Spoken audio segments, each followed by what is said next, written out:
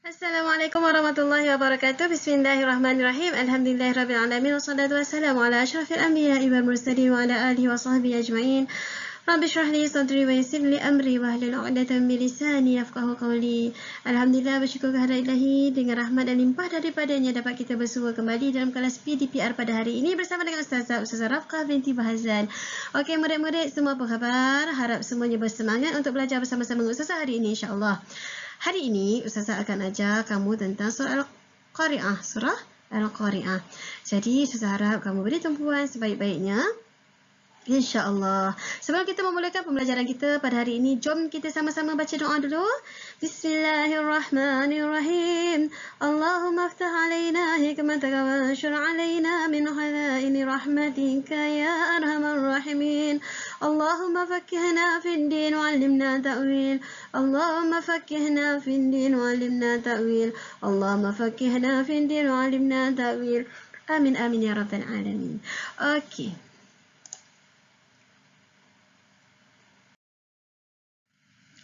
Surah Al-Qari'ah. Surah Al-Qari'ah. Jom kita tengok. Surah Al-Qari'ah diturunkan di Mekah. Surah Al-Qari'ah ni dinamakan surah Makiyah. Surah Makiyah. Ada dua pendapat. Yang ada pendapat menyatakan surah Makiyah ni sebenarnya turun di Mekah. Surah itu turun di Mekah. Tapi pendapat yang kedua menyatakan surah Makiyah adalah surah yang diturunkan ketika Nabi berada di Mekah sebelum berhijrah. Sebelum berhijrah ke Madinah. Okey, itu pendapat yang kedua. Jadi kamu nak faham surah ni turun di Mekah pun bolehlah. Okey, ataupun nak kata kalau surah Madaniyah, pendapat yang pertama dia kata surah itu diturunkan di Madinah.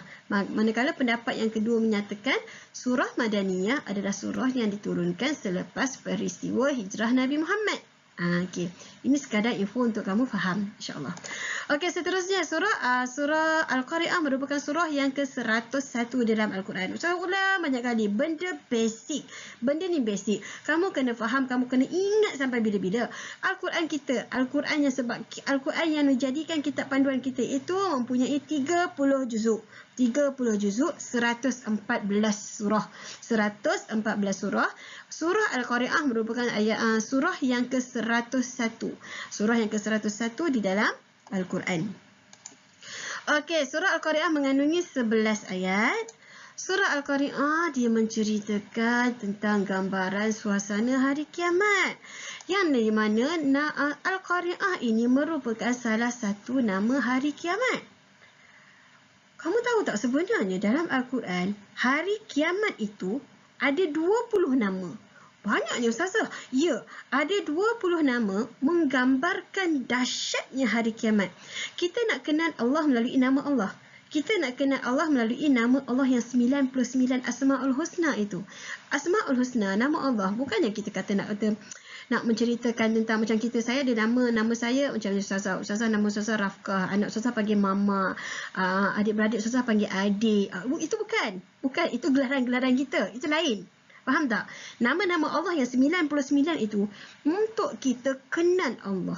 99 nama Allah itu menceritakan ciri-ciri Tuhan kita. Begitu juga dengan dengan kiamat. Ada 20 nama disandarkan kepada kiamat untuk menerangkan kepada kita betapa dahsyatnya kiamat itu. Betapa dahsyatnya hari kiamat itu digambarkan menggunakan 20 nama. Apakah nama-namanya? Yang pertama, Yaumul Ba'ts. Yaumul Ba'ts, iaitu hari kebangkitan, Yaumul Hisab, hari perhitungan. Segala amalan kita akan dihitung. Yaumuddin, hari pembalasan. Kau buat baik, kau buat jahat, masa ni dah kau nak kena balas. Yaumul Hasrah, hari penyesalan. Pada hari kiamat itu kita akan tengok dekat pada mahsyar, ya Allah, berbondong-bondong manusia yang menyesal atas kehidupan dia. Na'udzubillah min zalik. Ya Allah ya Tuhanku, mudah-mudahan kita semua orang yang berada bersama Ustazah hari dilindungi oleh Allah daripada rasa menyesal daripada mahsyar nanti insya-Allah. Yaumul Sa'ah, hari penentuan, hari untuk ditentukan kau nak pergi syurga atau kau nak pergi neraka. Yaumut Tanad, hari memanggil. Masa ni kita nak minta tolong siapa? Mak, ayah. Kita panggil mak, ayah, tolong saya mak, tolong saya ayah. Tak ada. Mak ayah kita dah tak peduli dah kat kita. Sebab mak ayah kita sendiri pun sedang meminta pertolongan. Siapa nak boleh tolong aku ni? Masa itu kita dah memang macam, ya Allah, tak ada siapa dah peduli kat kamu. Tak ada. Melainkan amalan kamu saja. Sebab tu masa kita hidup, kita kena buat amalan betul-betul.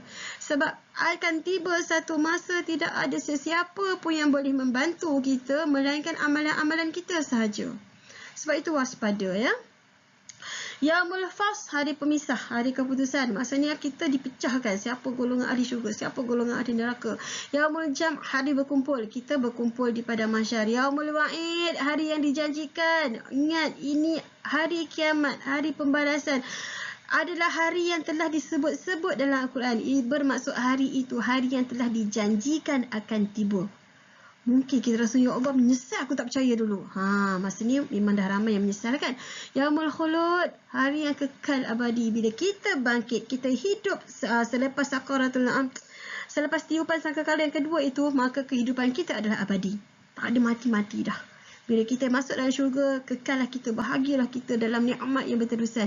Bila kita yang ditentukan masuk neraka, na'udzubillah min zalik, maka kekallah berada dalam siksaan tanpa mati. Kita dekat dunia, orang seksa kita, orang bunuh kita, mati, settle. Tapi dalam neraka, Allah seksa, Allah bakar macam-macam penderitaan yang kita hadapi, tak mati-mati. Tanggung kesakitan itu berterusan. Na'udzubillah min zalik. Ingat, jauhi dalam hati azam tu, ya Allah, doa hari-hari, jauhilah kami daripada azab api neraka. Dahsyat sangat, tak boleh bayang. Okey. Yaumul Huruj, hari dikeluarkan. Hari kita dikeluarkan daripada kubur kita. Kita akan berkumpul di satu tempat dinamakan padang mahsyar. Masya Allah. Yaumul Asir, hari kesulitan. Hari itu hari kita tak ada siapa-siapa nak tolong. Susah kita, tak ada siapa yang peduli. Kita tanggung sendiri. Itu dinamakan Yaumul Asir. Ya Al-Azifah, sesuatu yang dekat. Hari pembalasan digambarkan sebagai sesuatu yang dekat bersandarkan kepada hadis Nabi. Nabi kata, hidup kita dengan hari kiamat ni tak jauh dah. Umpamanya jari tengah dengan jari telunjuk je, beza jauh dia. Oh, dekat je rupanya. Lama je saya rasa, memang kita rasa lama tau.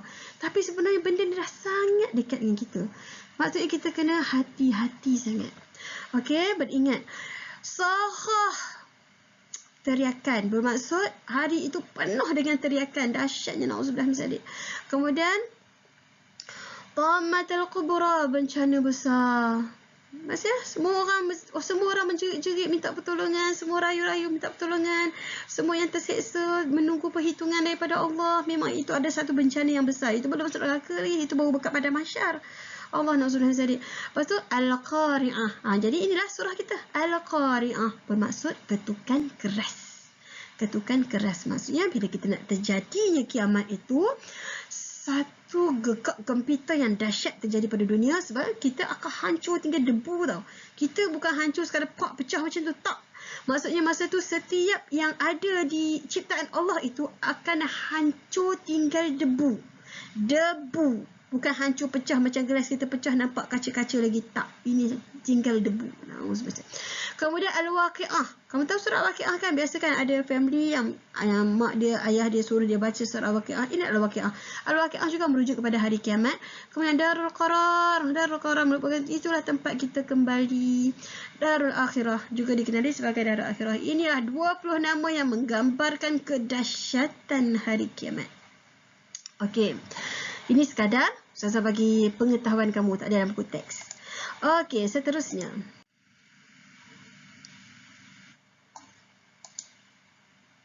Okey, kamu hafal Al-Quran.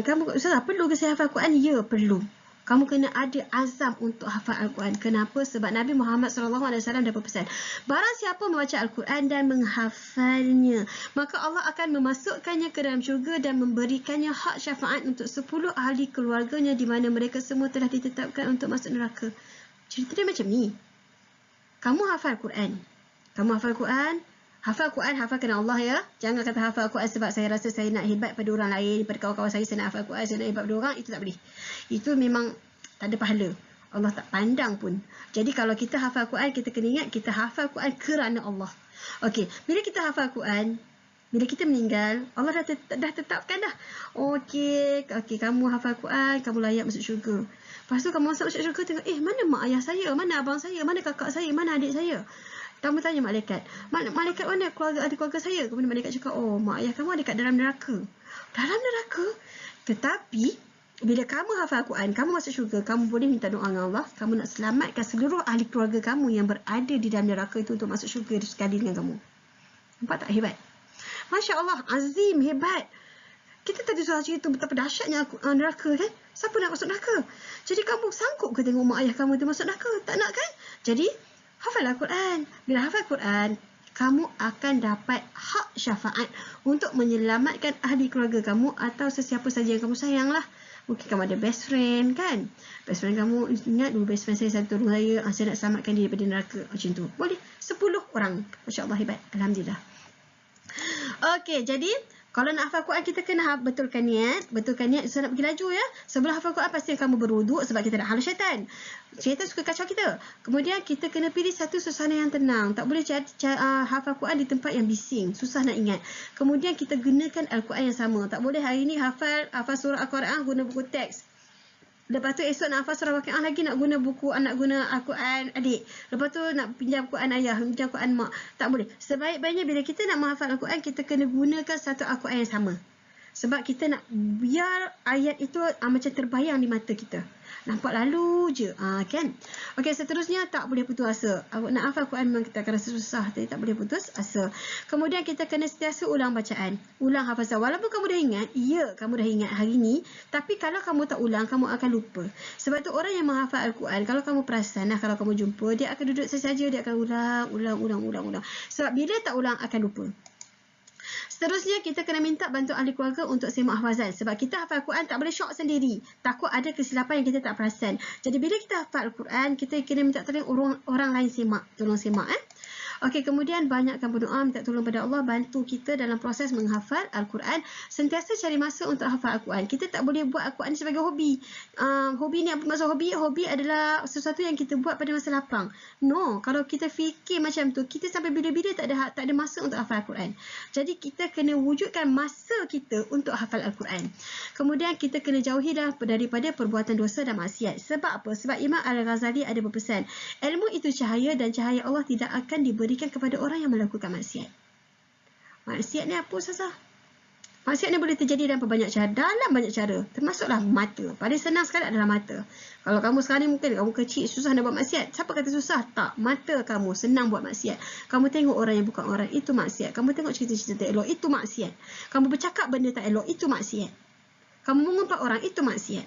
Jadi kamu ingat, kalau kamu nak jadi ahli Al-Quran, orang yang menghafal Al-Quran, mata kamu kena jaga, mulut kamu kena jaga. Okey? InsyaAllah.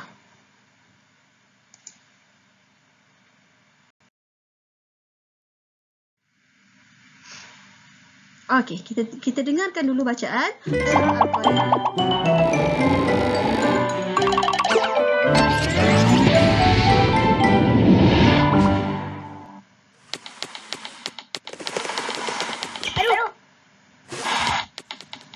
Teman-teman, ingat dan saksikan episode terbaru Rico ya. Setiap Jumat jam 4 sore di channel Rico The Series. Seru deh. Surah Al-Qari'ah. A'udzu billahi minasy syaithanir rajim. Bismillahirrahmanirrahim. Al-Qari'ah. Mal-Qari'ah. Wa ma adraka mal-Qari'ah. Yawma yakunun nasu kal-farashil mabthuth. Wa takunul jibalu kal-'ihnil manfush.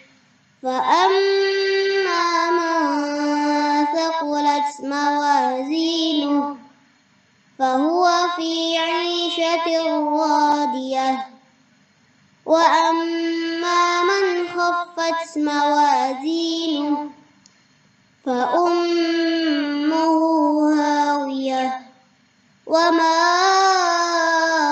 أدراك ما هي نار حامية.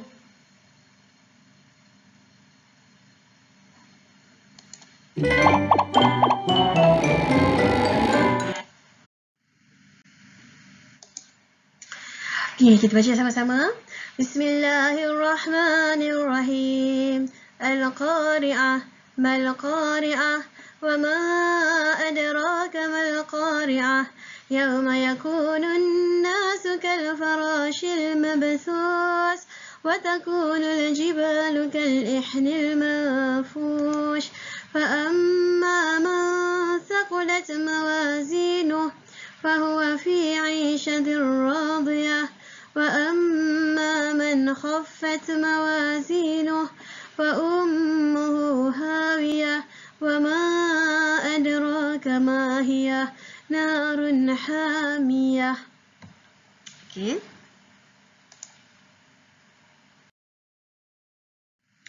Okey, kita pergi pada hukum tajwid yang terkandung dalam surah Al-Qari'ah. Kalau kita nak hafal Al-Quran, biarlah hafal dengan cara yang betul, biar hafal bacaan itu betul. Jadi macam mana kita nak hafal dengan bacaan yang betul? Kita kena kenal pasti hukum tajwid yang terdapat dalam surah itu tersebut. Surah yang tersebut itu dahulu. Okey, hukum tajwid yang pertama adalah Ustazah nak tengok adalah mad asli dan hukum nun sakinah berserta tanwin. Kamu ingat tak Ustazah punya kelas minggu lepas ke 2 minggu lepas ya? Ustazah ada sentuh tentang hukum nun sakinah dan tanwin. Pada tahun ini, tahun 4, kamu belajar hukum mim sakinah, betul? Mim sakinah, hukum daripada mim sakinah itu terjadinya ada 3. Ingat, mim sakinah yang terjadinya 3 itu adalah apa? Idgham isnain, ihfa syafawi, izhar syafawi, betul? Okey, kemudian Ustazah ada sentuh tentang hukum nun sakinah dan tanwin yang mana kamu belajar tahun lepas dalam kamu tahun 3. Kalau kamu tak ingat, Ustazah minta tolong sangat-sangat, tolong pergi dekat channel YouTube sekolah kita, tolong cari balik video Ustazah, tolong ulang kaji balik. Kamu jangan buat benda ni tak penting ya, penting wahai anakku. Kita nak baca Al-Quran, kita kena baca Al-Quran dengan betul. Kita tak boleh baca dengan betul kalau kita tak tahu hukum tajwid yang terkandung dalam Al-Quran itu ya. Okey. Okey, pada ni kita nak tengok mad asli dengan astaghfirullahaladzim, dengan hukum nun sakinah dan berserta tanwin. Okey, tengok pada ayat yang pertama, ada kedua, ketiga. Ada tak mad asli? Ada tak hukum nun sakinah? Atau ada tak tanwin? Macam mana kita nak kenal pasti hukum nun sakinah dan tanwin? Kita kena cari nun yang bertanda sukun ataupun nun yang tidak ada apa-apa tanda, ataupun kita kena cari tanda tanwin. Sama ada fathataini, kasrataini atau dhammataini. Okey, bismillahirrahmanirrahim. Al-Qari'ah, mal-Qari'ah, wa ma adraka mal-Qari'ah. Ada apa nak? Ada mad asli sahaja daripada 3 ayat ini. Yang pertama Al-Qari'ah, Qa, alif dengan fathah sebelum huruf alif. Qa lagi. Nampak tak? Ini alif kecil pun dikira mad asli. Alif kecil dikira mad asli. Waw kecil dengan ja kecil tak ya. Waw kecil dengan ja kecil adalah mad silah. Alif kecil sahaja mad asli. Okey, kemudian 1, 2, 3, 4 dalam 3 ayat. Okey, seterusnya kita pergi pada ayat seterusnya.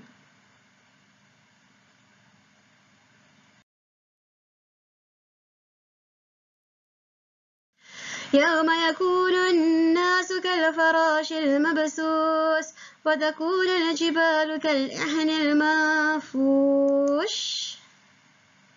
Okey, masih ada mad asli dengan waw, mad asli dengan alif, mad asli dengan waw, mad asli dengan alif. Okey, kemudian kita masuk dalam hukum nun sakinah dan tanwin. Adakah terjadi 5 hukum sama ada iqlab, izhar halqi, idgham ma'al ghunnah, idgham bila ghunnah ataupun ikhfa hakiki. Tengok. Ada tak nun sakinah, ada tak tanwin kat sini? Siapa boleh jumpa? Cuba tengok, jangan tengok pada ayat yang keempat dulu. Pada tengok yang kelima, ada ke tidak? Okey, nampak tak tu? Nun sakinah bertemu dengan huruf fa pada perkataan manfush. Manfush. Nampak tak yang kotak biru tu?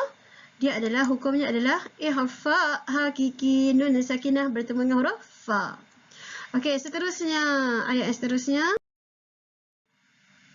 Fa amma man thaqulat mawazinuh fa huwa fi 'ishatir radiyah. Okey, ada tak? Cuba cari hukum nun sakinah dan tanwin ataupun mad asli. Itu mad asli. Itu mad asli. Mawazinuh ni pun mad asli juga tau. Yang ni pun mad asli juga. Tapi Ustazah tak boleh buat kotak kat sini sebab dia macam so crowded. Okey, jadi kamu boleh faham ini pun mak asli ya. Fahuwa fi 'ishatir radiyah. Kemudian mana lagi mak asli? Itu pun mak asli. Itu adalah satu mak asli. Kemudian hukum nun sakinah dan tanwin ada tak? Cuba tengok pada ayat yang ke-6 dulu. Ada tak? Tara, ada. Nampak tak nun sakinah bertemu dengan huruf sa? Hukumnya adalah i'fa hakiki. Kemudian tanwin bertemu dengan ra, kasrataini bertemu dengan ra, idgham bila gunnah. Okey. Seterusnya, wa amma man khaffat mawazinuh wa ummuhu hawiyah. Apa yang ada di sini? Okey, itu mat asli. Itu mat asli. Itu mat asli. Itu nampak tak? Nun sakinah bertemu dengan kha.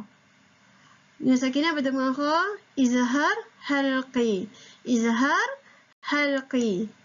Okey, seterusnya. Wa ma adraka ma hiya narun hamiyah.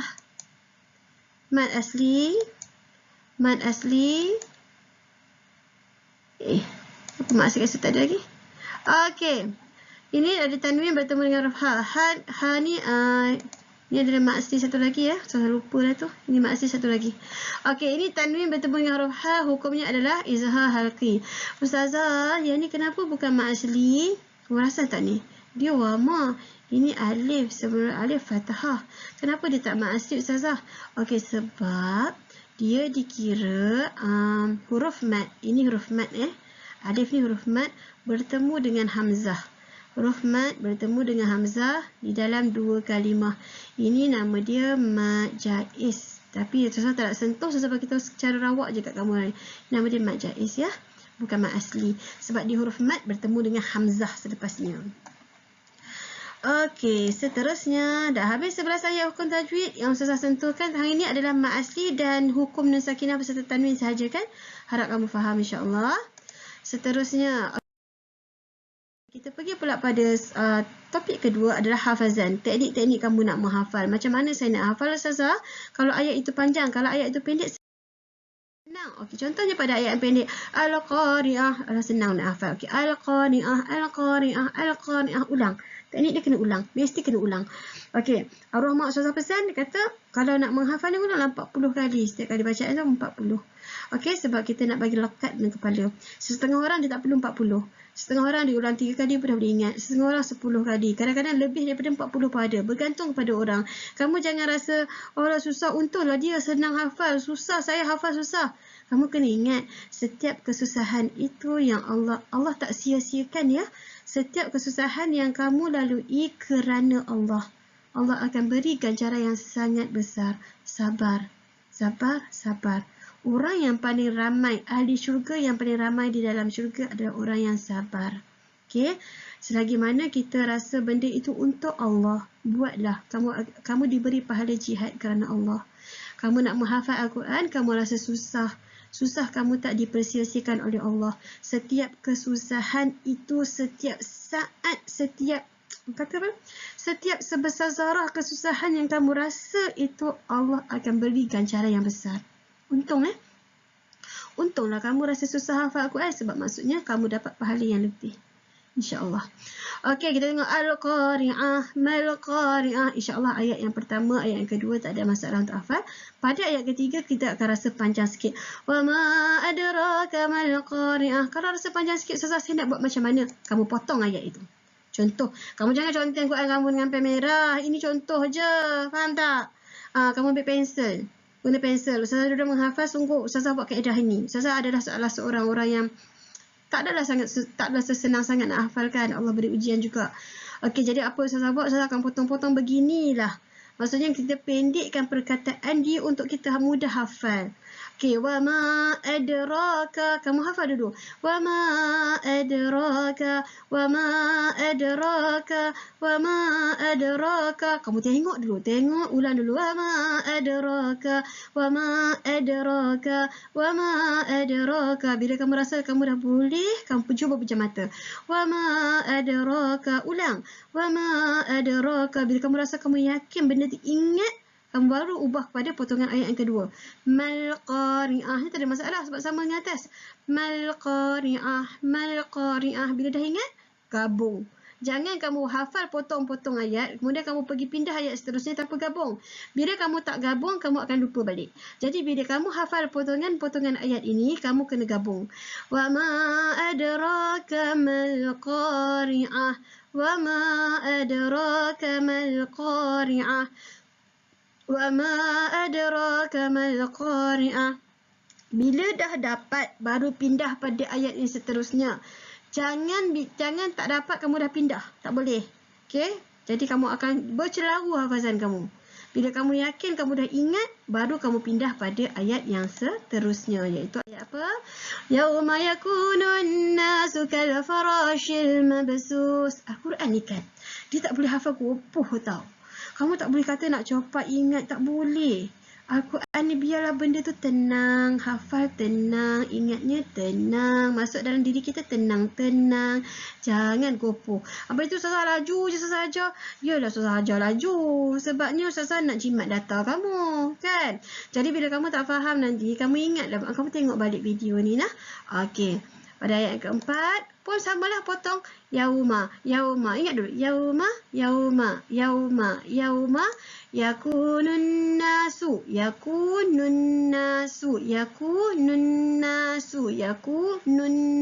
Gabung.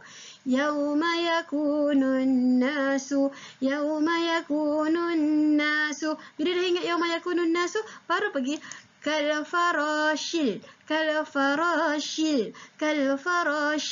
ingat potongan yang seterusnya, baru kita kena ulang balik. Jangan tak ulang. Ingat pesan Ustazah, bila potong-potong kena ulang. Okey. Dah ingat kal farashil, ulang balik. Yauma yakunun nasu kal farashil. Yauma yakunun nasu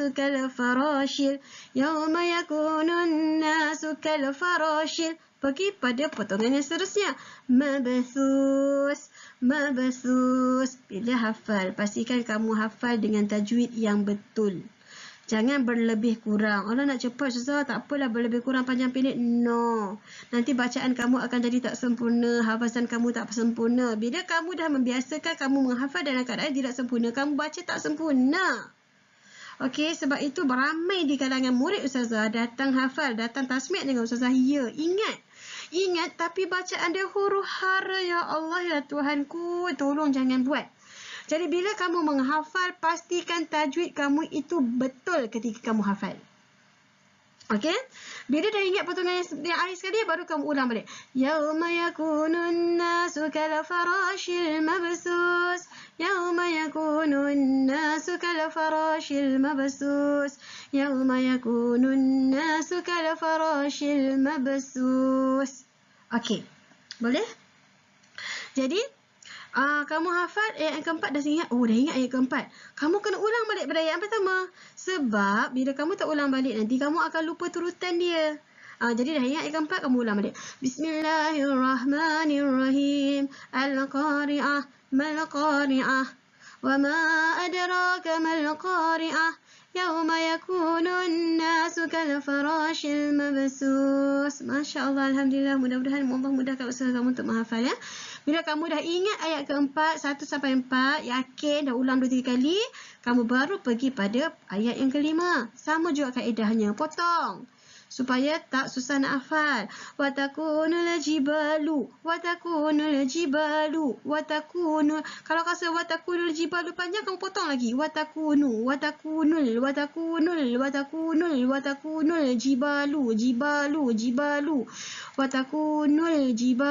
Watakunul jibalu.